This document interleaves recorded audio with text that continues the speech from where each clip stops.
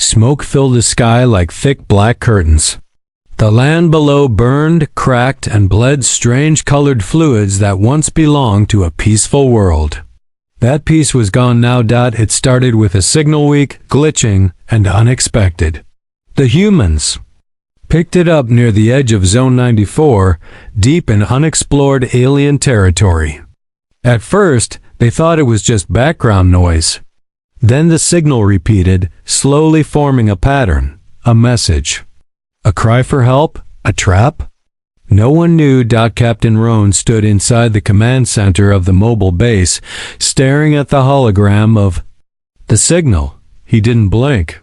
He was trained for strange things, but this one felt different, not just alien dangerous. The message had no language, only rhythm, like a heartbeat, or fangs dripping with something more ancient than war. Hours later, the base was attacked. No warning, no sound, just a blur of green energy and something too fast for the human eye. One of the soldiers screamed, then silence. When the team finally saw the attacker clearly, it wasn't a machine or a war beast. It was a girl. An alien girl. Thin, wild, and crawling low like a predator from the jungle. Her skin shimmered like glass under torchlight. Her eyes wide, pale, and pulsing glowed, as if the stars themselves were trapped inside her. Her mouth was small, her fangs long, sharp, wet. Roan stared into those eyes. She didn't look like a soldier. She looked like a ghost left behind from a forgotten war. She moved with purpose, but never spoke. They tried to trap her, but every cage melted when she touched it. Every stun blast missed her like she bent time around herself. One by one, soldiers went missing. When they were found, if they were found, each one had a single bite mark. And they were all dead. There were no wounds, no blood. Just lifeless bodies, their veins black, eyes turned upward, frozen in fear. The medics tried to study the venom. Nothing worked. No sample stayed stable. It broke every machine, every scanner. Even the AI refused to describe it. Unknown compound, it said. Biological force beyond catalog limits. Then, one night, she came directly to Roan. No alarms went off. No weapons fired. She simply appeared in the center of the war, tent like wind slipping through a crack. The guards reached for their guns. Stop, Roan said quietly. She was close. Now close enough that he could hear her breathe, slow, steady, calm. Everyone else backed away. She didn't blink. Her glowing eyes stared straight into Roan's. Then she spoke. Just one word. Why? Roan swallowed. He didn't understand what she meant. Why what? He asked carefully. Her lips trembled. Her voice was strange, like a song made of broken glass and whispers. Why do humans not fear me? Roan didn't move. Should we? Her jaw opened, wider than any normal mouth should. Long, sharp fangs glistened. She stepped closer. No one survives my bite, she whispered. Not beasts, not machines, not the cursed lords of blood sand. But your kind does not fall. Roan still didn't move. He was trained not to, but this was no training. Something deeper made him stand still. Not courage, not pride. Something like curiosity. Or maybe sorrow. You bit one of US? He asked slowly. I bit many, she said. They died. But you don't. That's not true. We've lost soldiers. She tilted her head. They died of fear, not my venom. Roan felt cold run up his spine. You're saying your venom doesn't work on us? She stepped even closer. Now they were face to face. I don't know, she whispered. You are wrong. You break what should not break. You stand where even gods have fallen. And you don't fear me. Then she lunged, her mouth opened. Fangs struck, right into Roan's arm. Everyone screamed, but Roan didn't move. Alien girl froze, her fangs still deep in his flesh. But nothing happened. No pain, no black veins, no death. She pulled away, shocked. Her glowing eyes shook. Roan looked at her, then at his arm. The bite mark was there, but no wound, no burning, no death. She stepped back, trembling. For the first time, she looked afraid. You are not prey, she said. No, Roan said calmly. We're human. Asterisk. The alien girl stumbled back, her legs shaking. Her body twitched like something inside her was broken or waking up. For the first time since she arrived, she looked small. Not weak, but lost. Her glowing eyes kept staring at Roan's arm where her deadly bite had landed. And done nothing. The soldiers inside the tent didn't breathe. Guns were raised, fingers trembling. But no one dared move. No one dared fire. Roan looked down at the girl, his face calm, but his heart pounding hard inside his chest. She whispered again as if trying to understand her own failure. Your blood. It doesn't scream. Roan took a slow step forward. Who are you?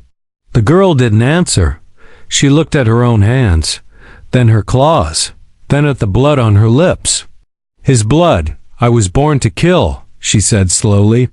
I was made in the death labs of Ulmer, trained by shadow priests. Fed on death, I killed my first prey before I could walk. Roan didn't flinch. Why attack us? He asked. She looked at him now. Fully, without hate, but still guarded. Because the war woke me. Your ship shattered the clouds above my prison. I was asleep until your kind arrived. And now? Roan asked. She blinked. Something shimmered across her eyes like tears, though her face remained calm. Now, I do not understand. Outside, the wind howled. It smelled of ash and fire. The war had paused, but it was not over. Roan stepped toward her again. His voice lowered. You came to kill us. You succeeded. And yet, ye stayed.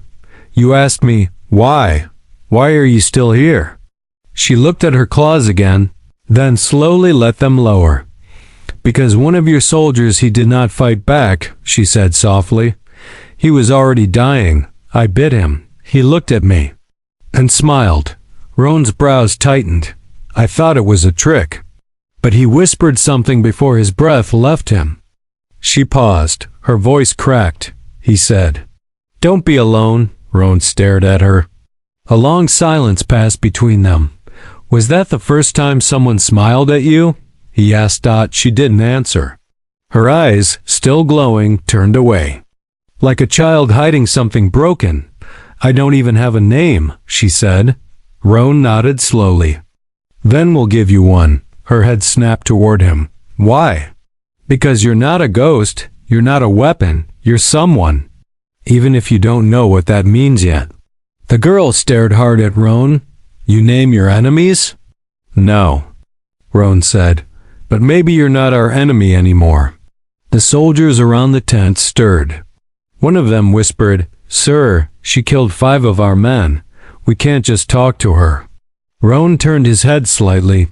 She also could have killed me, but didn't. The alien girl looked at the others now. Her face changed, not from rage, but something like shame. She stood up straighter, pulling back her long pale hair that hung around her face like vines. I do not seek mercy, she said clearly. I do not deserve it.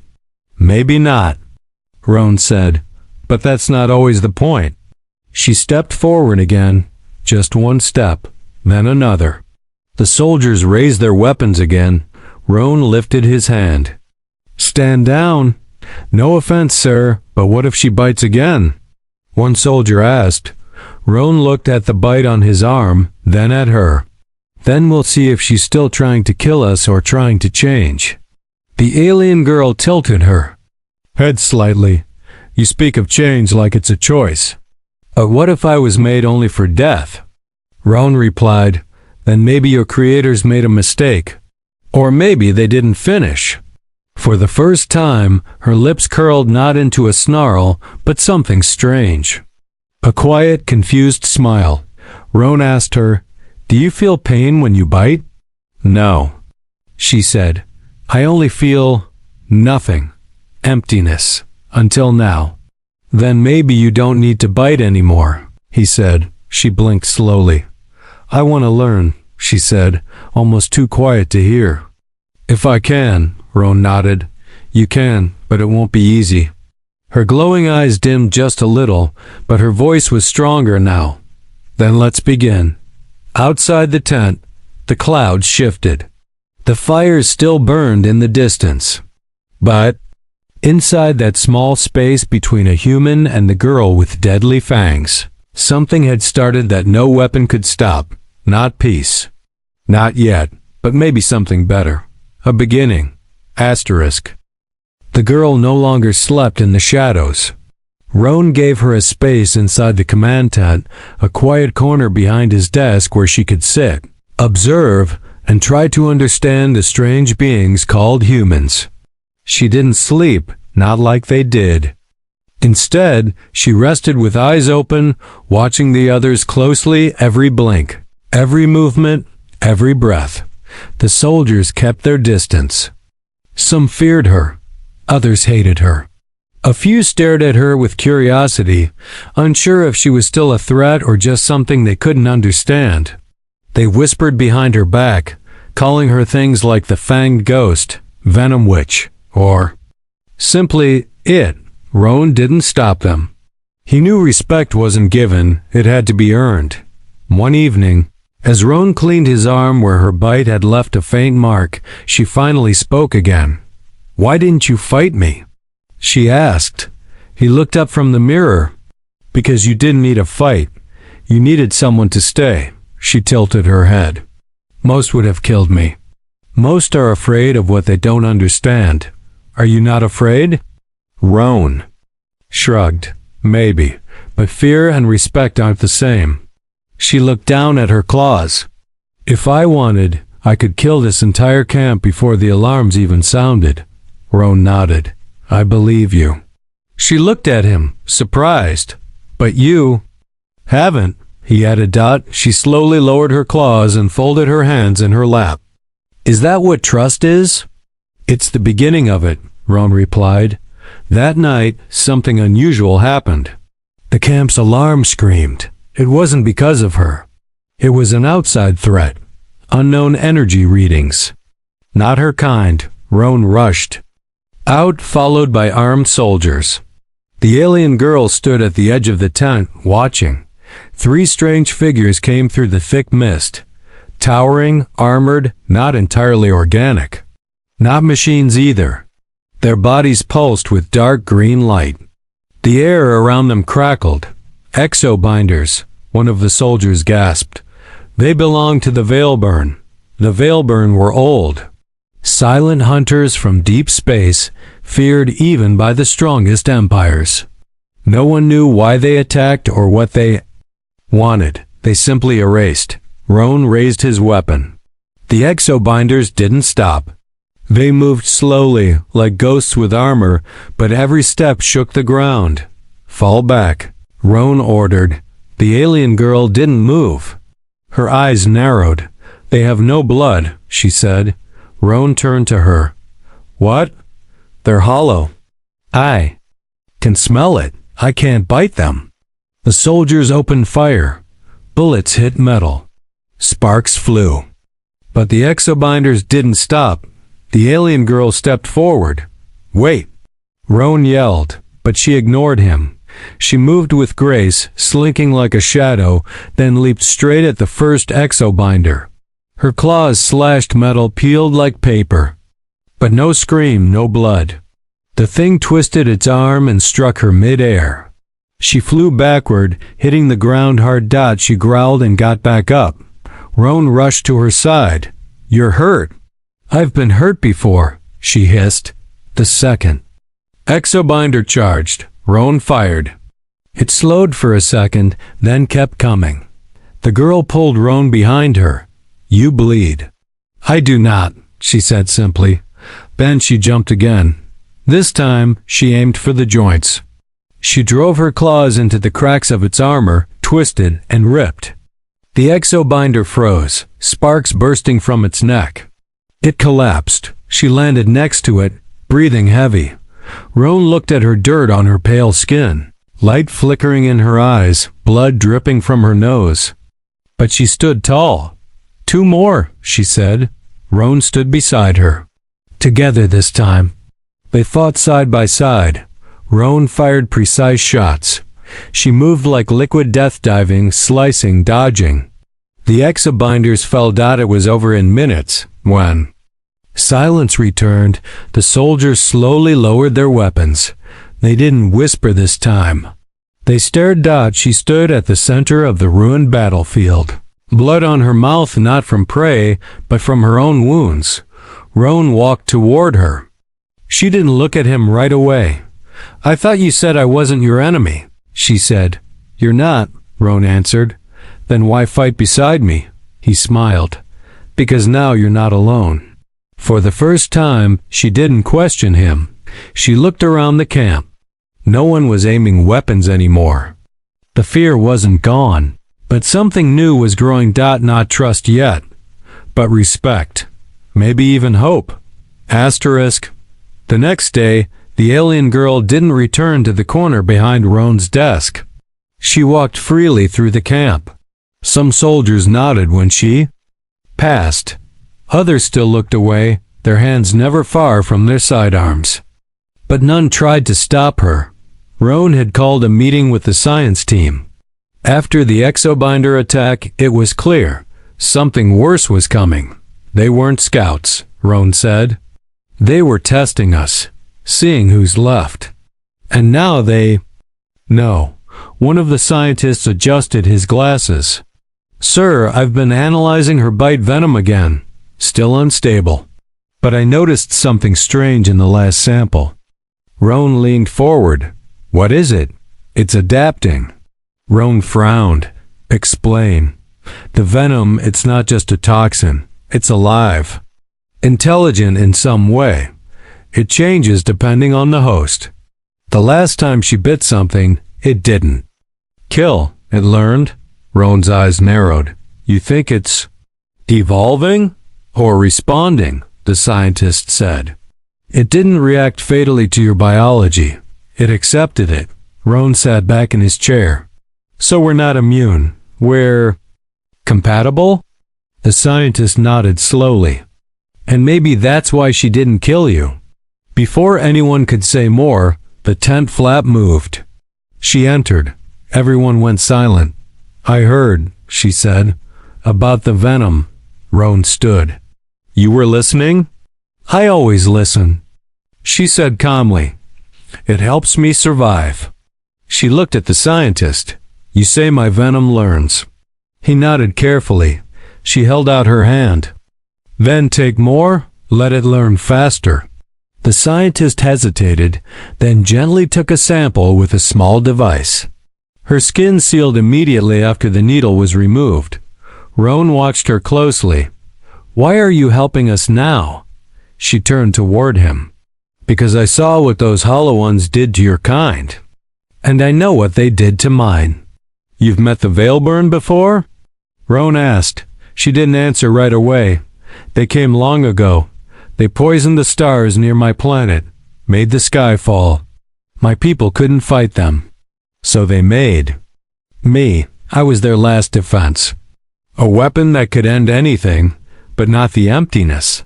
Roan stepped closer. "And now?" She looked at him, eyes dimmer than before. "Now I wonder if I was built to kill the wrong enemy." There was a long silence. Then Roan said, "What if you weren't built to kill at all, but to survive something that no one else could?" She didn't reply, but something in her eyes shifted.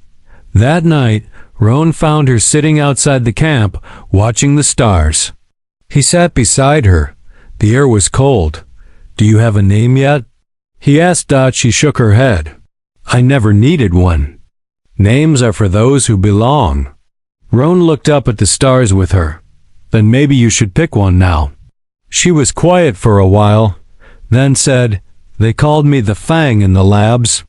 A title, not a name. He smiled a little. Not very friendly. No, but it was true. Then pick something false, Roan said. Something you want to become, not what you were made to be. She looked down at her hand, flexed her fingers. Call me Virel, Roan nodded. Virel, sounds like a storm waiting to happen. She smirked, or a storm finally at peace. Later that week, scouts brought news. A larger force of Veilburn was on the move. Dozens of exobinders with something bigger behind them. Something old. Something the sensors couldn't even explain. Just a shadow. A pulse. A crawling sickness across the land. The humans prepared for war. Roan gave orders, but his eyes often found Virel nearby, standing like a quiet guardian no one had asked for, but all had begun to trust. She trained with the soldiers now. Taught them how to move like shadows. How to smell the breath of an enemy before it attacked. How to listen to vibrations in the dirt. And in return, she learned how to laugh. One soldier even told a joke. She didn't understand it, but tried to mimic the sound. It came out sharp and odd, but everyone laughed anyway. Later that night, Virel sat by the fire, staring into the flames. Roan joined her again. You're changing, he said. She poked the fire with a stick. Or maybe I'm just remembering what it's like to be alive. Roan glanced at the horizon. The Veilburn won't care. I know, she said. But now I care. That's the difference. Roan looked at her, and for the first time, he saw more than just an alien girl with deadly fangs. He saw someone choosing to be more than what she was made for. And that, he thought, might be more dangerous to the enemy than any weapon ever made. 3 nights later, the ground began to shake. Not with footsteps. Not with machines. But with something deeper. A hum beneath the soil. A pressure in the chest. A feeling like the stars themselves were holding their breath. Virel felt it first. She woke from her rest near the outer fence, eyes wide and glowing faintly. Her claws flexed. Her breath turned slow and sharp. They're here, she whispered. Roan stood beside her, armor half on, boots laced, weapon loaded. He didn't need an alarm to know she was right. He felt it too. The silence was too heavy. The kind of quiet that comes before death. Scouts ran into the camp. Captain, they've breached the ridge. We spotted at least 40 exobinders. And something massive. We don't know what it is. Roan nodded, already walking toward the command post. Prepare every unit. Activate all defense grids. Dig in. As soldiers moved into position, Virel stood still at the edge of the camp. Her eyes were locked on the distant ridge. It was dark, but something darker was moving through the darkness. Then she saw it, not a shape. A void. The thing following the exobinders was not alive, and not dead. It moved without walking. It whispered, without sound. Its form shimmered like a creature made of folded space. Roan stepped beside her. That the thing that broke your world? Virel nodded. That is the womb of hunger. It doesn't kill like I do. It devours. Roan looked at her carefully. Can it be stopped? No, she said quietly. But it can be slowed, delayed, if we're lucky. Roan turned to her. Are we lucky? She looked at him. You're human. You make your own luck. The attack began before dawn. Exobinders led the charge. Their armor glowed with strange markings. They didn't roar, didn't speak. They just came forward silent, deadly, unshaken. By fire or explosions, Virel was already moving, fast as wind. Her claws sliced through weak points.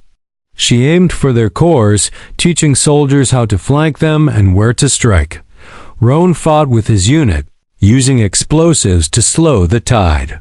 His voice barked orders through the comms, his mind sharp even as the enemy swarmed. But nothing worked on the womb. It glided across the battlefield, warping reality. Trees curled into ash. Metal cracked and bent inward. Soldiers screamed without being touched. Their minds broke before their bones did. Then it came close. Too close. Roan stood his ground. But he could feel his thoughts slipping, like gravity pulling at his soul. Then she stepped in front of him. VIRL. She bared her fangs and bit into her own hand. The venom sizzled on her skin, glowing with heat. She flung it toward the womb like acid. The creature paused just for a second, and in that moment, Roan fired everything he had: shock rounds, sonic bursts, flash plasma. It didn't destroy the womb, but it pushed it back enough to breathe again. Roan staggered, sweating, dizzy. Virel dropped to one knee. "It tasted me," she whispered. "Now it knows I'm still here." Roan helped her stand. "Let it come." She looked up at him. "That's not the problem. The problem is what comes next." "What do you mean?" Her eyes narrowed. "It's not here to win. It's here to awaken something. The war was never between me and you, or even your kind and mine. The womb is just the first crack." "Crack in what?" Roan asked. "In the sky," she said. Suddenly, the clouds above split open, not with thunder, but with light, cold silver light. Dozens of long dark shapes fell from the rift. More Veilburn constructs, different, bigger, alive. Everyone in the camp looked up. And for the first time, even Virel took a step back. Roan grabbed her arm. "What are they?" She stared at the sky. "Not weapons." "Then what?" She turned slowly to him. "They're keys."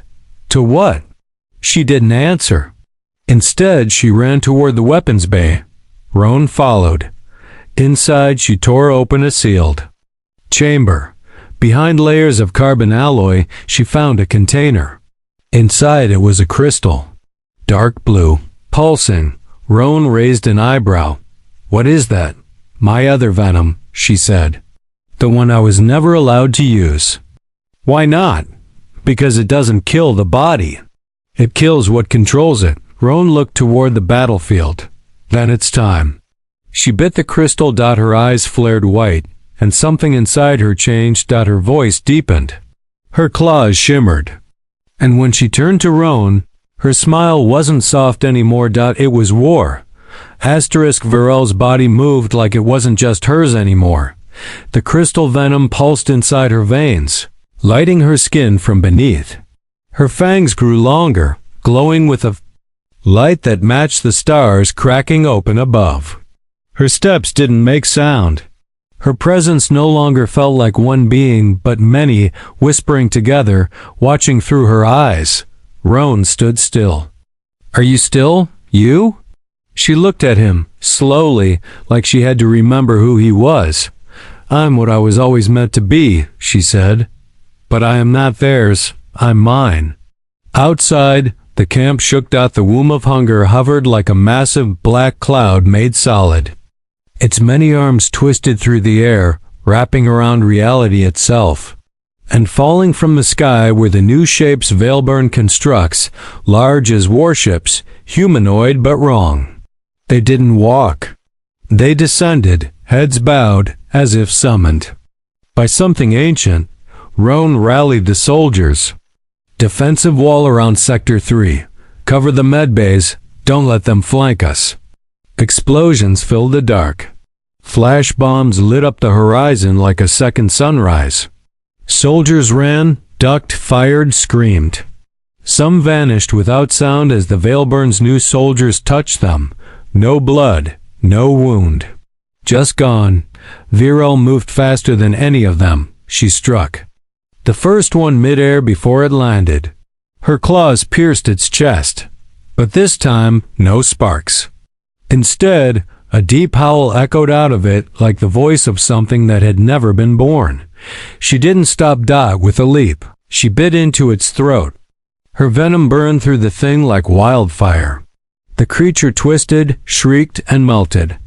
Roan saw it and shouted into the comms. "She can kill them. Keep her covered." Virel ran through the battlefield like a storm with no wind.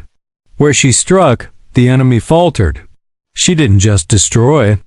She freed. Each construct she bit fell to the ground and shattered, revealing what was inside: fragments of stolen life, trapped memories, voices of other worlds. The Veilburn weren't building machines. They were farming souls, and Virel was unbinding them. Roan saw her slow down, not because of pain, but because her body was overheating. The venom inside her was working too fast. Her eyes dimmed. Her knees buckled. He ran to her, catching her before she collapsed. "You're burning up." "I know," she whispered. "But I have to finish this. You'll die." She looked up at him, skin pale, veins glowing. "Then I'll die doing the one thing they never expected me to do: fight for something." Roan tightened his grip on her shoulder. "You're not doing this alone." Suddenly, the womb of hunger moved. The first time in the battle, it reacted. It turned toward Virel. It had felt the venom. It had felt fear. The ground cracked as it pushed forward. Everything shook. Virel stood, swaying. "I need to get close," she said. Roan grabbed a shot cannon from a nearby wreck. "Then let's make you a path." Together, they charged. The soldiers saw them and followed. A final line.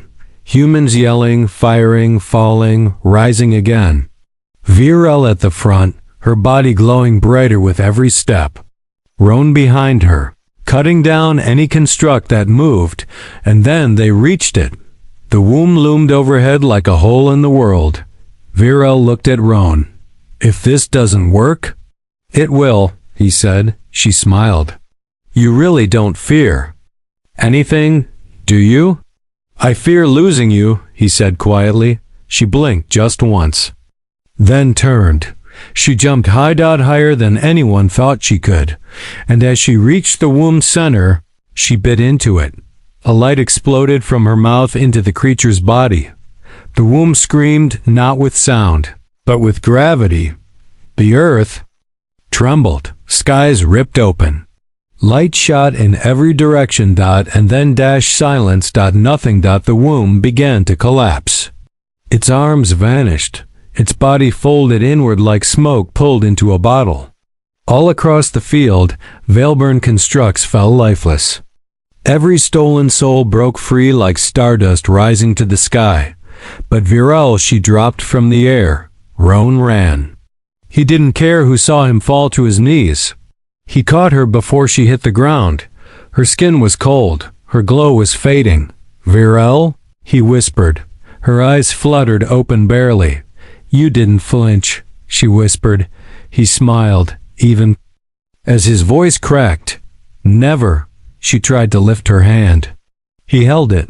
"I was made to kill," she said softly. He nodded. "But you chose to protect." And in her final breath, her smile was real.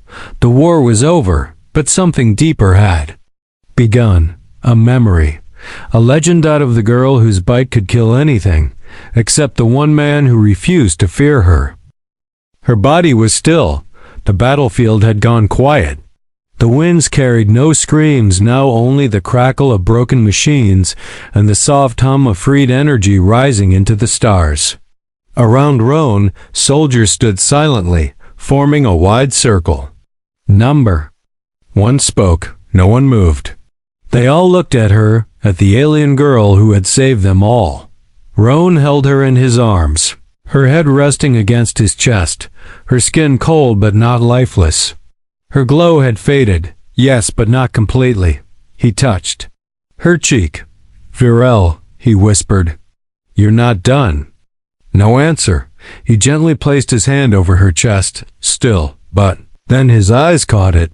Pulse, faint, slow. "But there." He shouted for the med team. They rushed in, carefully, respectfully. She was not just another body, now she was a hero. A legend. The medics didn't argue or ask questions. They carried her with care, like she was made of light and starlight. Roan walked beside them the whole way. She was placed inside the biochamber. It sealed shut. The machine struggled to read her alien vitals, but they kept her stable. Barely. Her blood glowed with threads of venom and memory. Her body was changing, healing, but in ways human tech couldn't predict. She's not dying, the lead medic said. She's transforming. Roan stood by the glass every night. The camp began to rebuild. The Veilburn were gone. Their tech faded like dust. The sky closed above them. But Roan stayed, watching her. Waiting. Hoping. Soldiers passed by and saluted the chamber. Some left small tokens outside, hit badges, weapons, flowers, even pieces of shattered armor. Not out of fear anymore, but respect. Then on the seventh day, the chamber hissed open. Roan was asleep beside it, his head resting on folded arms. He didn't notice until a hand touched his face, warm, firm, careful. He opened his eyes slowly. She stood over him. Alive. Change. VIRL single quotes. His eyes were brighter now. No longer glowing with hunger or venom, but with peace. Her hair was longer. Her skin, once pale and ghost-like, now shimmered with golden light under her veins. Her fangs were still there, but shorter, softer. You waited, she said softly. Roan stood quickly. I told you I would. She looked around the room. Her expression was calm, yet uncertain. Is it over? For now, Roan said, but the stories are just beginning. She touched her chest. I feel full. Of what? She thought for a moment. Light? Roan smiled. You earned it. Virel looked at her hands. I thought I was only made to destroy. You were, Roan said, but you chose something else. And that choice changed everything. She took a deep breath, her first breath without pain. I remember the man I bit, she said. The one who smiled. The one who told me not to be alone. You're not, Roan said. She looked at him. You believed in me before I did. I saw you, he said. Before the fangs. Before the fear. I saw someone worth saving. Her eyes softened. But I killed, she whispered. And you saved more, Roan replied. We all carry both. You just carried it louder. She reached forward and gently touched his arm right where she had bitten him that first night. The scar was still there. A soft mark. I never understood why it didn't work on you, she said. Roan chuckled lightly. Maybe I was too stubborn to die. Or maybe, she said, your blood forgave me. Outside, the camp was quiet again. But in the distance, new life was forming, green returning to burned soil, birds crossing a sky no longer poisoned. The world was healing, and so was she. Roan and Virel walked together through the wreckage of war. No longer commander and weapon. No longer human and threat. Now, just two beings, each changed by the other. As they passed the remaining soldiers, heads turned. Some saluted. Some nodded. One simply whispered, she's alive. Virel paused. Do they still fear me? She asked. No, Roan said. They remember you. She nodded slowly. That's better. He looked at her. What will you do now? She looked toward the sky. I want to find others like me. The broken ones. The forgotten ones. The ones made for war. But waiting for something more. You won't be alone, Roan said. She turned to him. You'll come? He didn't hesitate. Always. And together they walked into the dawn, not as enemies, not as saviors, but as a story the galaxy would never forget. The girl whose deadly bite could kill anything except a human's heart. And in that heart, she found something stronger than venom. She found a future.